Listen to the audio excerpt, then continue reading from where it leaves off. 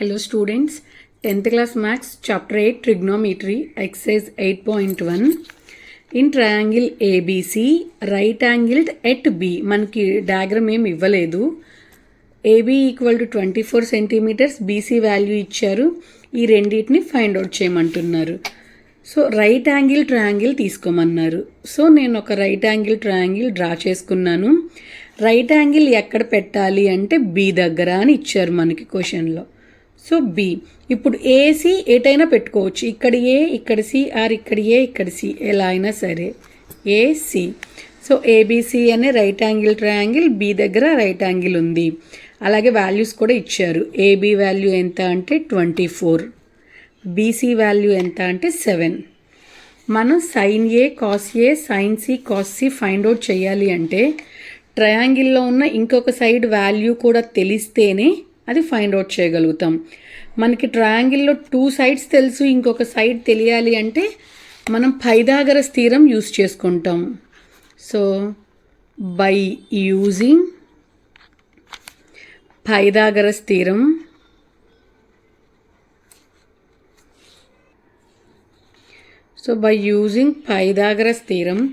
Pythagoras theorem ఏం చెప్తుంది అంటే ఈ హైపోటెనస్ స్క్వేర్, ఈ square equal to AC square equal to AB square plus BC square. ఇది పైథాగరస్ థీరం. అందులో మనకి ఏసీ స్క్వేర్ వాల్యూ తెలియదు కాబట్టి యాజ్ ఇట్ ఈజ్ రాసుకుంటాం. AC square equal to AB value 24 whole square plus BC value 7 whole square. So 24 whole square value అంటే మనకి 576, 7 square అంటే 49. ఈ రెండింటిని యాడ్ చేసుకుంటే మనకి వాల్యూ 625. ఏసీ స్క్వేర్ వాల్యూ 625 వచ్చింది. ఏసీ ఈక్వల్ టు స్క్వేర్ అనేది ఆపోజిట్ సైడ్లోకి వెళ్తే రూట్ అవుతుంది. So root 625. దాన్ని ఎలా రాసుకోవచ్చు అంటే మనం 25 హోల్ స్క్వేర్ కింద రాసుకోవచ్చు. స్క్వేరు రూటు క్యాన్సిల్ అయితే నాకు ఏసీ వాల్యూ ఎంత వచ్చింది అంటే 25 సెంటీమీటర్స్. సో ఇప్పుడు మనకి ట్రయాంగిల్లో ఉన్న 3 వాల్యూస్ తెలుసు కాబట్టి ఫస్ట్ ఫైండ్ అవుట్ చేయమన్న వాల్యూస్ రాసుకుందాం. ఫస్ట్ ఏం ఫైండ్ అవుట్ చేయమన్నారు అంటే సైన్ ఏ ఫైండ్ అవుట్ చేయమన్నారు. ఇక్కడ కొంచెం జాగ్రత్తగా చూడండి, ప్రాబ్లమ్స్ అన్నీ ఒకేలా ఉంటాయి. మీరు ఒకటి రికగ్నైజ్ చేయగలిగితే సరిపోద్ది. అదే ట్రయాంగిల్ని ఇంకొకసారి కింద డ్రా చేస్తున్నాను నేను. బిఏసి వీటి వాల్యూస్ 24, 7, 25.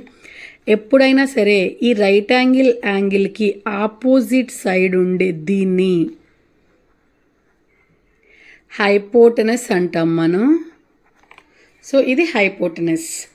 ఇప్పుడు మనల్ని సైన్ ఏ ఫైండ్ అవుట్ చేయమన్నారు అంటే ఈ ఏ తీసుకోవాలి. ఇలా ఏ తీసుకున్నప్పుడు ఏకి ఇటు సైడు ఉండే వీటిని ఎడ్జసెంట్ సైడ్స్ అంటారు. ఒకటి హైపోటెనస్ అని రాసేసుకున్నాం కాబట్టి అదర్ సైడ్ ఏమవుతుంది అంటే ఎడ్జసెంట్ సైడ్ అవుతుంది. ఇది ఎడ్జసెంట్. సో ఏకి ఆపోజిట్లో ఉన్న సైడ్ మనకి ఆపోజిట్ సైడ్ అవుతుంది. ఇప్పుడు సైన్ ఏకి ఫార్ములా రాసుకుందాం మనం. మీరు ఒక్కసారి ఫార్ములాస్ని చదవాల్సి ఉంటుంది, మనకి టెక్స్ట్ బుక్లో ఇచ్చారు. సైడ్ ఆపోజిట్ టు యాంగిల్ ఏ, ఎక్కడ యాంగిల్ ఫైండ్ అవుట్ చేయమన్నారో అది రాస్తాం మనం బై హైపోటెనస్. ఇది ఫార్ములా. సో మీరు అబ్జర్వ్ చేసుకోండి, సైడ్ ఆపోజిట్ టు యాంగిల్ ఏ.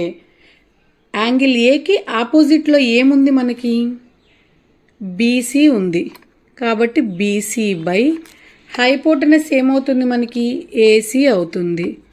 వాటి వాల్యూస్ తీసుకుంటే బీసీ వాల్యూ 7, ఏసీ వాల్యూ ఎంత అంటే మనకి 25. క్యాన్సిల్ అవ్వదు కాబట్టి అలా ఉంచేస్తున్నా. నెక్స్ట్ ఫైండ్ అవుట్ చేసుకోమంది కాస్ ఏ.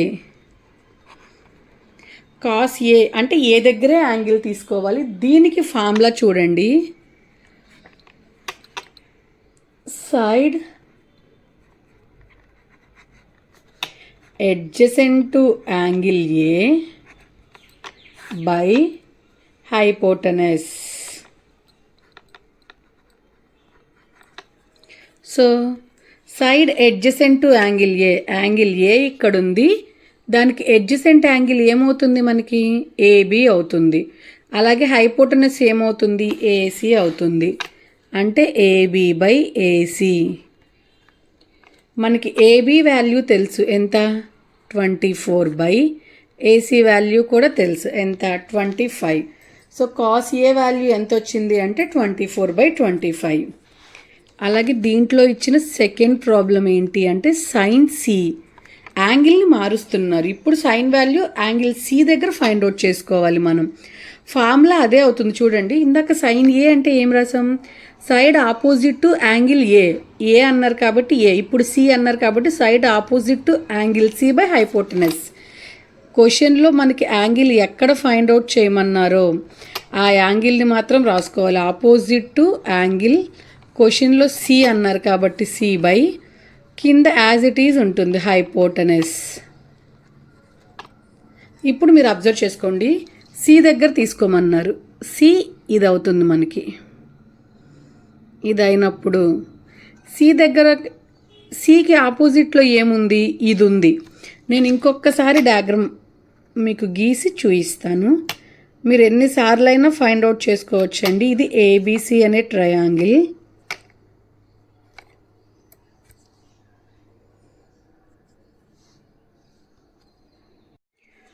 సో మీరు ఇక్కడ సి అనే దాన్ని అబ్జర్వ్ చేసుకుంటే సికి ఆపోజిట్లో ఉన్నదాన్ని మనం ఆపోజిట్ అంటాం. ఈ రైట్ యాంగిల్ ట్రయాంగిల్కి ఎప్పుడు ఆపోజిట్లో ఉండేది అది హైపోటెనస్సే అవుతుంది. దాన్ని మనం చేంజ్ చేయకూడదు. ఇది ఎడ్జసెంట్ అవుతుంది. సో మనం first sine C find out చేస్తున్నాం. సైన్ సి అంటే ఫార్ములా ఏంటి, సైడ్ ఆపోజిట్ టు యాంగిల్ ఏముంది, సికి ఆపోజిట్లో ఏబి ఉంది. AB by hypotenuse AC. AB value ఎంత మనకి 24, క్వశ్చన్లోనే ఇచ్చారు. AC value 25, 24/25. అలాగే కాస్ సి, కాస్ అంటే సైడ్ ఎడ్జసెంట్ బై హైపోటెనస్ అవుతుంది మనకి. సో ఎడ్జసెంట్ వాల్యూ అంటే BC by hypotenuse AC. BC value ఎంత 7 ఏసీ వాల్యూ 25. ఇది ప్రాబ్లం. మీరు ఎక్కడ యాంగిల్ పెట్టమంటే అక్కడ ట్రయాంగిల్ గీసుకుంటూ ఆపోజిట్ ఏంటి ఎడ్జసెంట్ ఏంటి అనేది చూసుకుంటే సరిపోతుంది మీకు. ఇన్ ఫిగర్ 8.13 మనకి ఇలా ఒక ట్రయాంగిల్ ఇచ్చేశారు. tan p cot r find out చేయమంటున్నారు. ఇప్పుడు మనకి ఈ ట్రయాంగిల్లో 2 సైడ్స్ మాత్రమే తెలుసు, ఈ సైడ్ తెలీదు కాబట్టి పైథాగరస్ థీరంని యూజ్ చేసుకొని PR² = PQ² + QR². మనకి PR వాల్యూ ఇచ్చారు క్వశ్చన్లోనే 13² = PQ వాల్యూ కూడా ఇచ్చారు 12. QR వాల్యూని మనం ఫైండ్ అవుట్ చేయాలి. 13² అంటే 169 = 12² 144 ప్లస్ QR². ప్లస్లో ఉన్న 144 ఆపోజిట్ సైడ్కి వస్తే -144 = QR². 169 - 144 అంటే 25 = QR². సో స్క్వేర్ అనేది ఆపోజిట్ సైడ్కి వస్తే ఎప్పుడు రూట్లోకి వస్తుంది. √25 వాల్యూ అంటే 5. సో QR వాల్యూ ఎంత వచ్చింది అంటే మనకి 5 సెంటీమీటర్స్ వచ్చింది. ఇప్పుడు దీన్ని యూస్ చేసుకొని మనం ఫైండ్ అవుట్ చేయాల్సింది ఫస్ట్ ఏంటి అంటే tan p.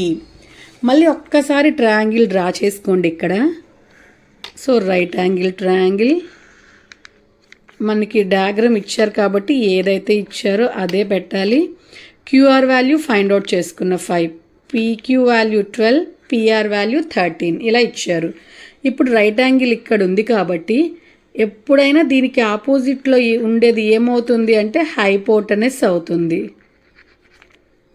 ఇప్పుడు మనల్ని tan p అడిగారు, అంటే p ఇక్కడ ఉంది యాంగిల్. సో pకి ఇటు సైడ్ ఉండేది ఎడ్జసెంట్ అవుతుంది, ఆపోజిట్లో ఉండేది ఎప్పుడు ఆపోజిట్ సైడ్. సో మనకి tan p ఫార్ములా కావాలి. tan p ఫార్ములా మనం రాసుకుంటే ఏదైనా సరే మీరు ఎక్కడ యాంగిల్ ఫైండ్ అవుట్ చేయమంటే అక్కడ యాంగిల్ ఫైండ్ అవుట్ చేయొచ్చండి, కష్టం కాదు. కాకపోతే ఫార్ములాస్ చదువుకోవాలి. ఫార్ములా కన్ఫ్యూజ్ అయితే వాల్యూ మొత్తం మారిపోతుంది. నన్ను tan p అడిగారు కాబట్టి side opposite to angle p by side adjacent to angle P. So పీకి ఆపోజిట్లో ఉంది, ఏముంది? క్యూఆర్ ఉంది. బై పీకి ఎడ్జసెంట్లో ఏముంది? పీక్యూ ఉంది. So QR value 5, PR value 12. Cancel ఏం అవ్వదు కాబట్టి అలా వదిలేస్తున్నాం. Next cot R. Cot R value find out చేయమన్నారు. దీనికి ఫార్ములా ఏమవుతుంది అంటే సైడ్ ఎడ్జసెంట్ టు యాంగిల్. ఏ యాంగిల్ ఇచ్చారో ఆ యాంగిలే రాసుకోవాలి. Angle R by side opposite to angle R. ఒక్కసారి ట్రయాంగిల్ డ్రా చేసుకోండి, మీకు ఈజీగా వస్తుంది. సో ఇలా ఒక రైట్ యాంగిల్ ట్రయాంగిల్ డ్రా చేసుకున్నాం. ఇది క్యూపిఆర్. మనల్ని ఆర్ దగ్గర ఫైండ్ అవుట్ చేయమంటున్నాడు. సో ఆర్కి ఆపోజిట్లో ఉండేది ఆపోజిట్ సైడ్, సో కింద ఇలా ఉండేది ఎడ్జసెంట్ సైడ్ అవుతుంది మనకి. సో మన ఫార్ములా ఏంటి? Side adjacent. ఆర్కి ఎడ్జసెంట్ ఏమైంది? క్యూఆర్ అయ్యింది. సో ఆపోజిట్ ఏమైంది? పీక్యూ అయ్యింది. ఎడ్జసెంట్ అంటే ఈ రెండు అవుతాయి కదా, ఇది ఎందుకు తీసుకోకూడదు అన్న డౌట్ వస్తే ఈ రైట్ యాంగిల్ ట్రయాంగిల్కి ఎప్పుడు ఆపోజిట్లో ఉండేది హైపోటనస్ అని రాసేసుకుంటున్నాం కాబట్టి రిమైనింగ్ ఈ ఒక్కదాన్ని మనం తీసుకుంటున్నాం. క్యూఆర్ వాల్యూ ఎంత అంటే మనకి 5 బై పీక్యూ వాల్యూ ఎంత అంటే 12. సో వాల్యూ 5/12 వచ్చింది. ఓకేనండి, థ్యాంక్ యూ. రిమైనింగ్ ప్రాబ్లమ్స్ అన్నీ నెక్స్ట్ క్లాస్లో చెప్తాను. వీడియో కనుక అర్థమైతే ఛానల్ సబ్స్క్రైబ్ చేసుకోండి. ఏదైనా డౌట్ ఉంటే కామెంట్ సెక్షన్లో కామెంట్ చేయండి.